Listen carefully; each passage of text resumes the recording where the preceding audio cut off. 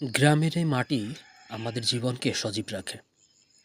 প্রথমেই দেখি ধানের চারা, গাছের খেলা। এই ছোট চারাগুলোই একদিন বড় হয়ে সোনালি ধানে পরিণত হবে। আমাদের জীবনের প্রধান খাদ্য ভাণ্ডার তৈরি হয় এই ধানের ক্ষেত থেকে। কৃষকের প্রতিটি ঘাম আর মাটির প্রতি ভালোবাসা মিলে সৃষ্টি হয় এই জীবনের মূল চালিকা শক্তি। আপনারা তো দেখতেই পাচ্ছেন।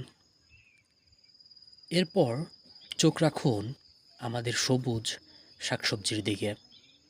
এই পালং শাক আর লাল শাক শুধু খেতে সুস্বাদু নয়, এগুলো আমাদের শরীরের জন্য অপরিহার্য।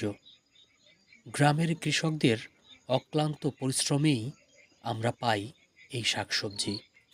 মাটির সঙ্গে একাত্ম হয়ে প্রকৃতির সঙ্গে মিলেমিশে তারা আমাদের জন্য খাবারের যোগান দেন।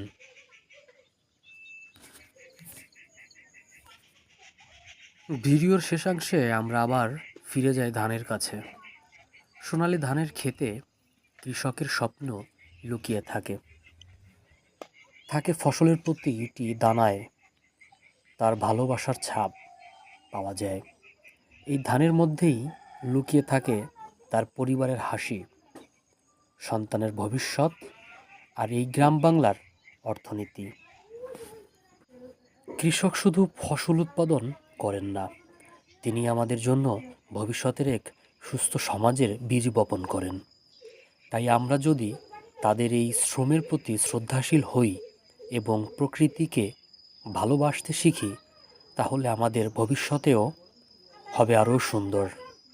আজকের এই ভিডিওর মাধ্যমে আমরা আপনাদের সামনে তুলে ধরতে চেয়েছি প্রকৃতি, মাটি আর কৃষকের জীবনের কিছু মুহূর্ত।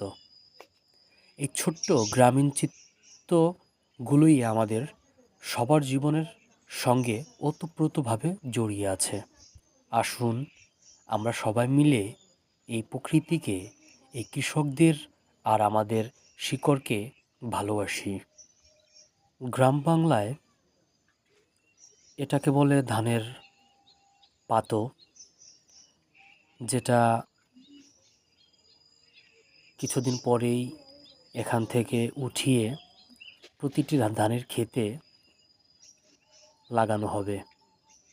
ভবিষ্যতে এই পাতোই আমাদের খাদ্যের যে চাহিদা সেটা পূরণ করে থাকবে। তাহলে আসুন এই প্রকৃতিকে, এই কৃষকদের আর আমাদের শিকড়কে ভালোবাসি সকলে মিলে।